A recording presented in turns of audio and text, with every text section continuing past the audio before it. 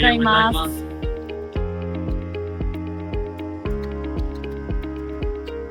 2019年にミャンマーから来日し、今年で6年になります。2021年に三栄建設に中途入社し、現在は法務部でルームモデルチェックや図面のチェックを担当しています。韓国出身で2024年10月に入社して、広報部の施工図チームで働いております。主な業務はテクラストラクチャーというソフトを使って尾骨の 3D ビームモデリングと地面作成を担当しています。今回の動画で広報部ではどのような仕事をするのか、その一部をご紹介できたらと思います。仕事の前にみんなでラジオ体操をします。体を動かすと今日も頑張ろうという気持ちになって一日が気持ちよくスタートできます。朝はまずメールをチェックして上司からの指示やその日の打ち合わせの予定を確認します。それから夜ことを整理して仕事に入ります。最初は日本語が難しくて不安なこともありました。でも今では少しずつ慣れてきて前よりスムーズに作業できるようになりました。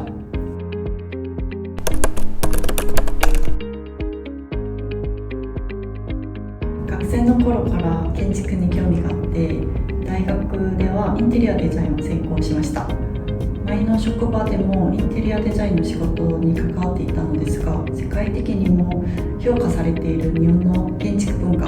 と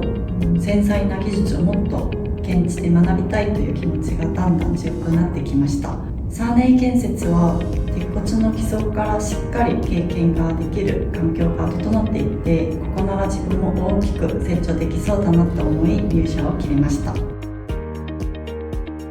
栄建設を選んだ理由は技術力の高さだけじゃなくて働きやすい環境がしっかり整っていたからです。私は日本で長く練習して働けるような会社を探していました。三栄建設は職場の雰囲気も良くて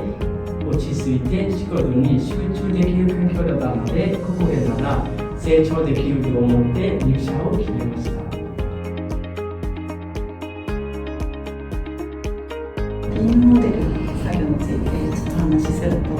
基本的には構造図や基準図といった設計資料をもとにテクラストラクチャーでモデルを作成します。作業が設計図通りに進んでいるか、部材同士の干渉がないかを確認しながら打ち合わせで決まった内容に沿って修正を行っています。ビームモデルがある程度出来上がったら、そのモデルから図面を作成します。その後は社内でミスや漏れがないかをしっかり確認して、必要に応じて修正をしています。現場や設計担当者と施工会社で打ち合わせを行っています。打ち合わせでは設計の変更点や詳しい情報を正確に共有することが大切です。特に収まりや施工方法など図面だけでは判断がちょっと難しい部分など質疑を上げ、お互いに共有ができるようにしっかり確認しています。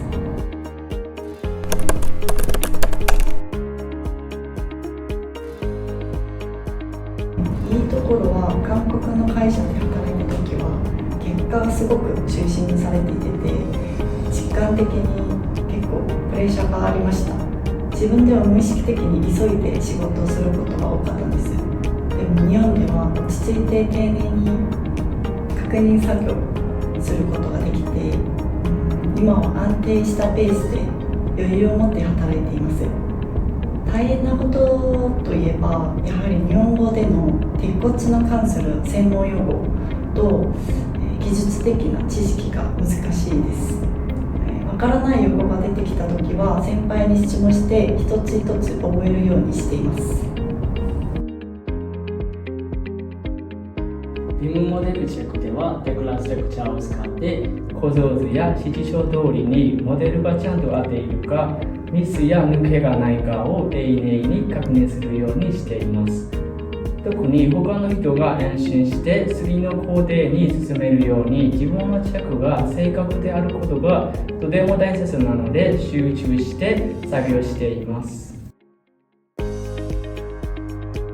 オフ昼はいつも食堂でご飯を食べています。日本はいろんな料理が楽しめるので、毎日のお昼が楽しみです。それから週に1回はミャンマーやベトナム、ネパール、韓国の面などが集まって日本語でワイワイ話しています。日本語の練習にもなりますし、いろんな話ができてて、とても楽しい時間になっています。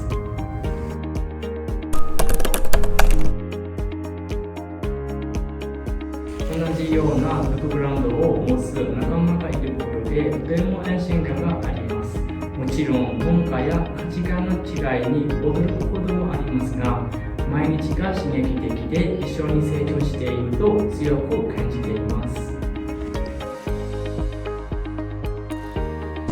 今年4月に新入社員が入りましたが、その新入社員の教育サポートもしています。毎日1時間ほど進捗に合わせて説明を行っていますが、その後に新入社員が実際にモデルを作成してみます。わからないところやうまくいかない部分があれば、その度サポートとフォローしています。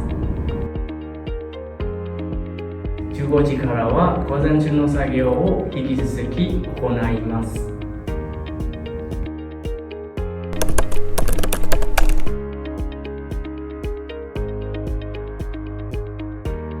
関西鉄骨製作管理技術者の2級資格取得を目指して勉強しています。専門用語や技術的な内容が多くて難しいこともありますが、一つずつ着実に理解を深めています。今後は担当者を目指しながら日々技術や知識を磨いていきたいと思っています。韓国でインテリアデザインの資格を取得しましたが、さらにハードルが高い資格にチャレンジしたいと思って2級建築士に挑戦したいと思っています。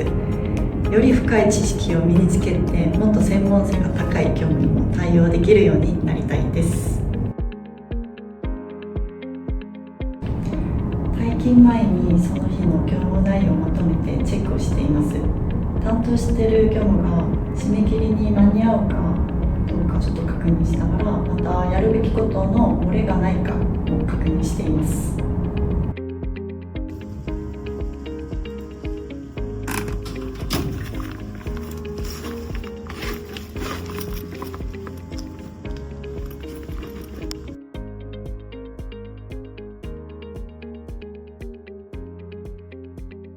お疲れ様でした。